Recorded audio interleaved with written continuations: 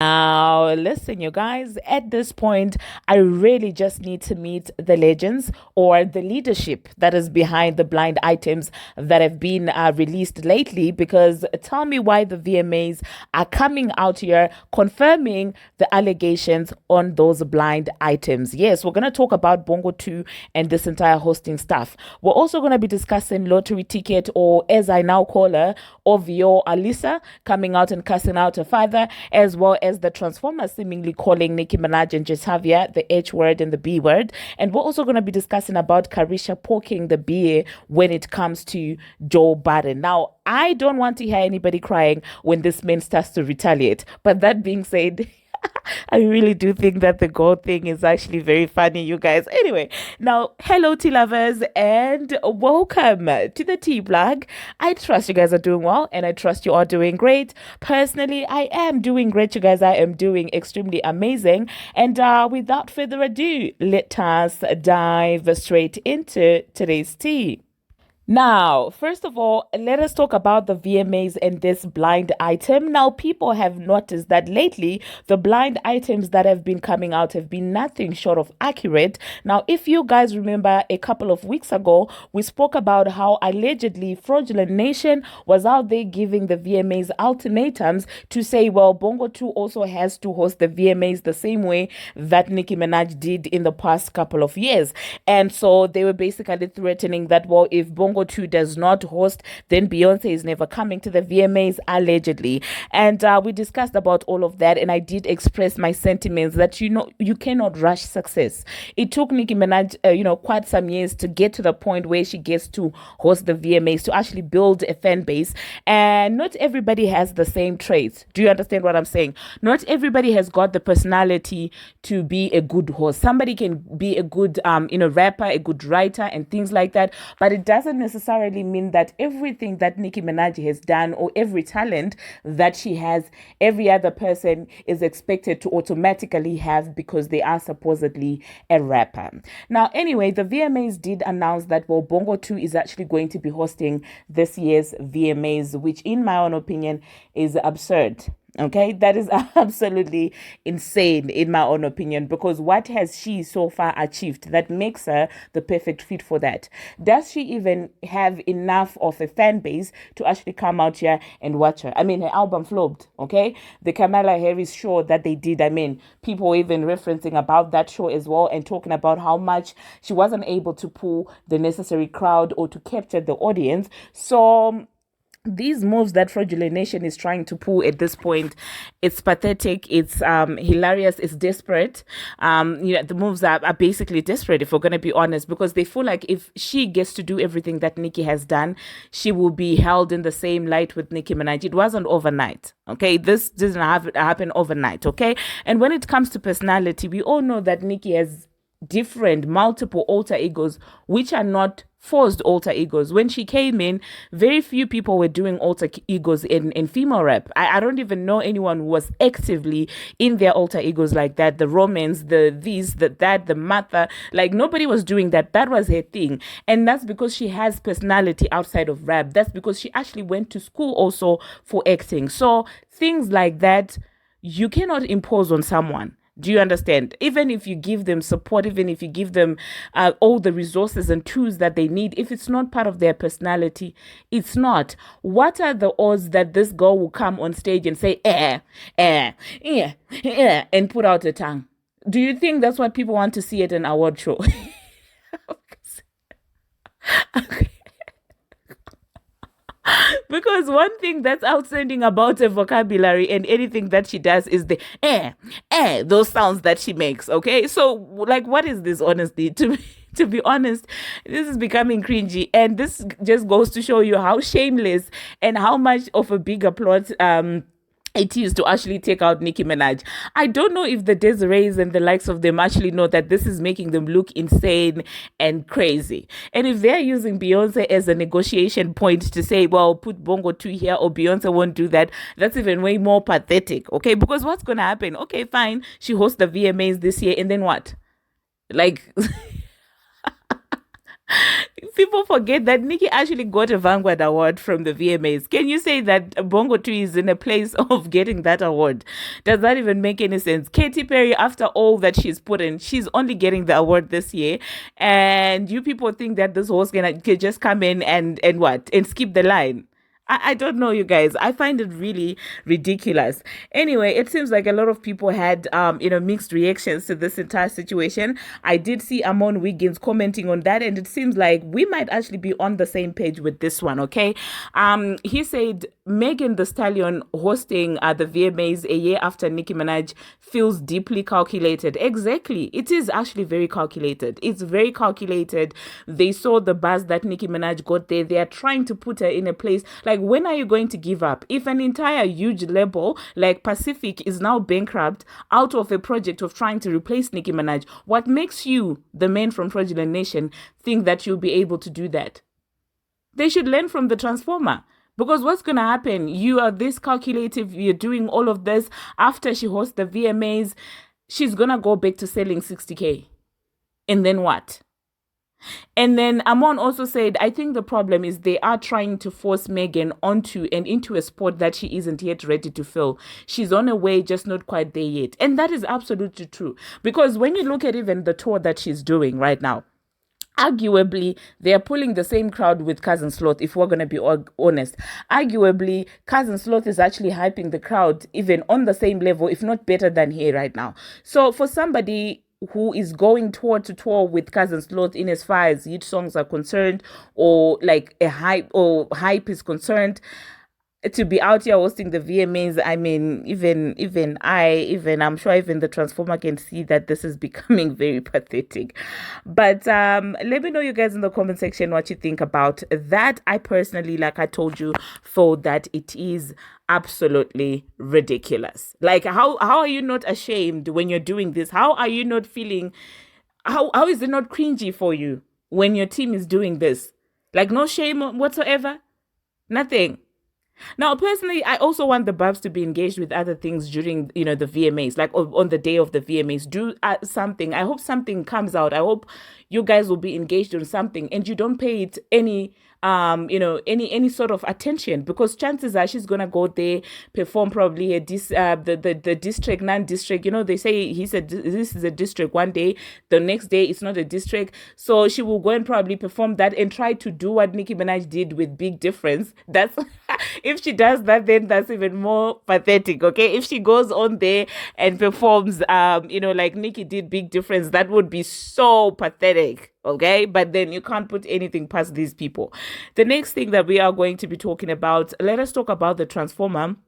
Now, yesterday, we were talking about how Jetavia and Nicki Minaj, seemingly there's something that was brewing, and the Transformer was responding with, memes, basically following what Nicki Minaj does when something is going down. It seems like that was not enough. Like, for somebody who was out there posting a meme and reacting to what was going on Twitter, for her to be out there lashing at a fan because a fan said, oh, well, did you see what's happening with JT and Nicki Minaj? I'm just like, are you confused? Okay, because in one breath, like when I did my video in the morning, I was like, listen, if she wants to react with a meme, it is what it is. Okay, I'm never going to fault her for that. If she wants to react to whatever that is going on, so it's clearly you're interested and invested in this. So why are you acting? Oh, don't talk about these bees. She was like, don't talk about these bees. Don't talk about these etches in on my video. And I'm like, but you're the one who inserted yourself, and your fans felt like, oh, wow, we are very excited about that. So what's the hypocrisy in that? Like, why are you calling these women bees and etches? Like, are you mad, ma'am? Honestly, you clearly inserted yourself in there, but now you're getting mad at your fans for bringing the drama that you so intend. And at this point, this is the part where you can tell that she has issues with JT and Nicki Minaj, and she wants that Nicki Minaj beef so bad, because if a fan is coming to you about something, why don't you call the fan names? Why are you calling these women names when they have not?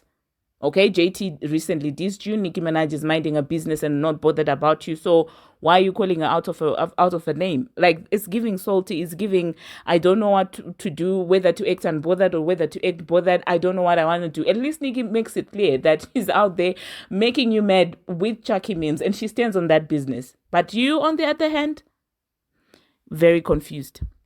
The next thing that we are going to be talking about, the neighborhood talk. Now, it seems like the neighborhood talk is out there setting up JT for disaster. Now, you guys obviously know that, with everything that was happening last night, everybody was on JT's case. And so she shared a couple of pictures, you guys. And the neighborhood talk is out there taking, those pictures and saying, oh my God, JT looks good and stuff like that. And clearly, you can tell they're trying to set her up. And these Instagram blogs are so messy, you guys. And obviously, people started coming for a fashion and things like that. And I'm like, this is absolutely not cool. Like, they knew what they were doing. Obviously, people were like, oh my God, this does not look good. She looks ridiculous. People are in their feelings right now. And so to be doing this, honestly, it's very messy. But I just had to mention that it's absolutely not nice, as Donald Trump would say. The next thing that we are going to be talking about, we're going to talk about Carisha and Joe Budden. Now, when I saw this going down, before Joe Budden even responded, I said, Carisha, what's happening? Like, is this what you truly want? So Joe was out there celebrating, her gold certification after 10 years or 20 years. So you guys know the very famous Joe Budden song "Pump It Up," okay? So it got released in 2003, and it seems like it's only now that Joe Budden is receiving. So he was out there celebrating, very excited and things like that, and Young Miami decided to respond to a tweet that said Joe Biden's hit record "Pump It Up" is officially certified gold. It released in 2003. I'm laughing because I don't care for any of these people. Joe Budden and Young Miami, I don't have any dog in this fight, okay? So Young Miami, she put some laughing emojis. I was laughing too hard. I had to cut that out. So yeah, she put some laughing emojis, basically laughing at the fact that, well, the men, it took the men a couple of years, 2 decades, to basically get the gold, certification. And so somebody said, Karisha, and then she said, I was 9, now I'm 30. And then somebody came in with a side by side of Spotify listeners, monthly listeners, with his at around 100,000, and Joe Biden's at around 733. So that's why the whole thing is very funny at me. It's like a flop laughing at another flop, and both flops, I don't care for them. So it's all drama for me at this very point, okay? And so Joe Budden decided to respond that I knew he was coming, okay? And I was right. Joe Budden responded to Karisha and said it would be too easy, okay? Basically responded to the laughing emojis. And then somebody said, do it, Joe. And then Joe said, maybe tomorrow, LOL, okay? And so obviously people started saying, okay, you're a flop yourself. Some people started coming for her and say that, well, Joe Budden is always iconic. Pump It Up is way more iconic than something that you've ever put out and things like that. And I'm just like, Karisha, is this the route that you have decided to take? Because Joe can go there. I mean, I've seen him drag Tahiri, and I promise you, he competes with Nini Leaks when it comes to the drags, eh? I don't know who's more draggy, him or the women on the housewife, on the Real Housewives franchise. He gets there, and he can be sassy if he wants to. So I really don't know. And then so Karisha said, responded to Joe Budden and said, another one bites the dust. Remember, you was just celebrating when you thought I took an L. I can laugh. You was just laughing at me, so let's laugh, okay? And yeah, so it seems like it's a developing story. We'll see how this is actually going to play out. But I do know that if Joe decides to actually go there, it's gonna be a mess. Okay, Karisha did follow up with something like protect black women or something like that. I think she said she said I'm beefing with a whole bunch of men. This is said protect black women, and I don't think that she was being serious. I think she was actually trolling Joe Budden at this point, because it wouldn't make sense for her to be poking Joe and then coming out here and saying protect black woman. All I'm saying is that Joe, get her so that she can get you back, and when she gets you back, we can watch. It's entertaining, okay? But after a decade, gold, oh wow, that's certainly interesting, eh? Gold after a decade, after 2 decades. And at the same time, Karisha, how is Joe Budden with all, with all the songs that you have done? How is Joe Budden still having, more monthly listeners than you? Like, what is this? Anyway, or I think the listeners are also for the podcast. I guess it's on the same thing. But anyway, let me know, you guys, in the comment section what you think about that. And the next thing that we are going to be talking about, we're gonna talk about Pink Friday nails. Now, who out there sent Tia some Pink Friday nails? Because I'm being told, I'm seeing on the TL that auntie is over there cutting up over the Pink Friday nails. So does any one of you have this video? I tried to look for it on TikTok, but I couldn't see it. I really would want to see the full video because all I saw was like a screenshot of Tia, with the Pink Friday nails. So let me know, you guys, in the comment section, please. Do you guys have it? If you do have it, please send me the video on Instagram because I'm very interested to see what she was out there talking about. Now, the next thing that we're going to talk about, lottery ticket OVO Alisa. So, Champagne Mommy. It almost sounds like I'm praising her. Champagne Mommy, the big mama, Champagne Mama, the OVO Alisa, the lottery ticket. So it seems like lottery ticket had a couple of words to say about her father yesterday. There is a video that is making its rounds on social media, and and it's about a girl who's basically celebrating her father and surprising her father by, coming out as the pilot of the plane that he was actually boarding. And so it seems like Alisa decided to put in a word on that. She posted that, and the caption is, daughter gives her dad a huge surprise when she turns out to be the pilot flying his plane. This video is so heartwarming. And lottery ticket said, oh, my dad steals from me and tells everyone I'm in the Illuminati. They should put some laughing emojis. And I was just like, now, Alisa, what is this?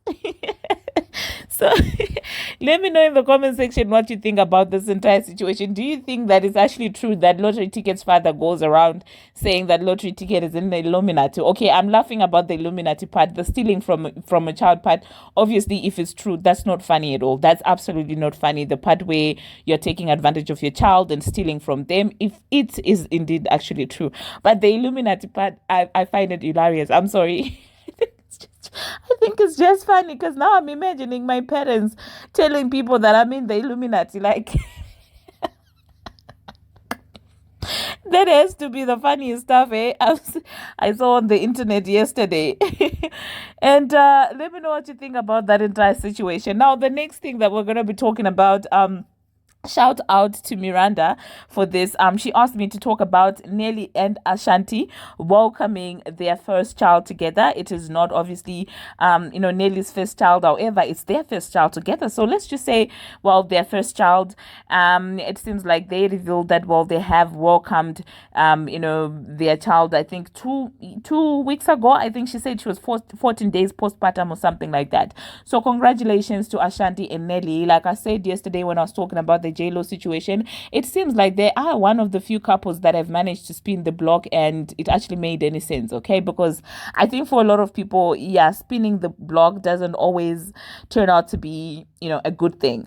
Now, the last thing that we're going to be talking about, Chloe Bailey is letting us in, on the secrets of her inner chambers. Now, you know how I feel about people telling us know what they do in the inner chambers of their lives, and who they lay down with, how they lay down with, how they open their legs, how they close them. We do not need to know information about that, okay? Now, if you have been following me, you know that I'm a Chloe fan, and I'm always against people trying to, downplay her and things like that. But when it comes to this, Chloe, I feel like some things you have to keep to yourself, okay? It's okay to embrace your sexuality and things like that, but there is absolutely no reason to come out here and tell us what you do between the sheets. Like, for what reason? For what reason? If you want to tell us, put it in a song and that's it.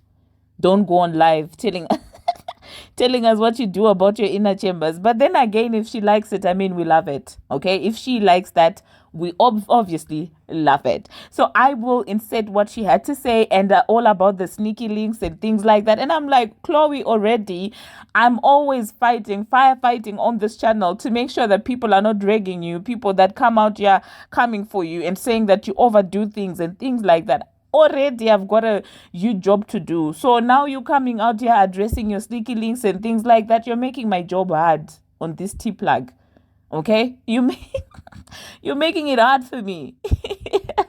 But anyway, I don't think it's anything that deep. Anyway, I don't think it's that deep. But I will insert what she said and let me know, you guys, what you think about. Is it necessary for artists to come out here and tell us what they do in their inner chambers? Because you remember that at the time we were talking about how the transformer comes out here and tells us what they do in their inner chambers. Meanwhile, this man is inner chambering with a lot of women. Do you understand? That same man, she used to come here and say, oh, my husband loves this, my husband loves that, my husband loves this body part of mine. Oh my God, that same husband is out there inner chambering with literally everybody. We don't want a situation where you tell us those matters. But anyway, I don't think that after I insert the Chloe Bailey video, I'm going to be coming back. So that being said, thank you very much, you guys, for watching, and thank you very much for making it this far. For those of you who complain that I ramble a lot, that is absolutely not going to change. If you don't want to hear me rambling, go and subscribe to Instant Brew. Sometimes I will post 3 minutes videos there so that you guys can stop listening to the rambles. There is absolutely no reason to cry about rambling in my comment section when I have given you an option. Go to Instant Brew and support that content. Will very much suit you, because on there I'll probably be saying, oh well, this is what happened with Nicki Minaj, and then within less than a minute I'm done and then I clock out. If that's what you want, go there to Instant Brew. Okay. Anyway, until my next one, you guys, see you. Like, everybody's like, oh my gosh, Chloe, these lyrics, like, is somebody pushing this agenda? No, it's just me. Like, I feel like, have you seen Scooby-Doo? Who's the sweet nerd? Is it Velma? Yeah, right. Like, that's who I feel like. That's who I feel like. Like Velma, you guys see me as Velma on the outside, and inside I am just Jessica Rabbit. So everyone's like, oh my gosh, the lyrics are so raunchy. Oh my gosh. Well, you know, that is my inner thoughts. You know? Yeah, lady in the streets, but a freak in the sheets. And only few have seen that side. But many have heard it on my songs and music. And everyone is confused and shocked. Well, like everybody. Have I ever had a sneaky link? If I could be honest, I think yes, I've had one before. Other than that, it's all just been like full relationships. Loving the honesty. Thanks. You can hear more honesty and Trouble of Paradise.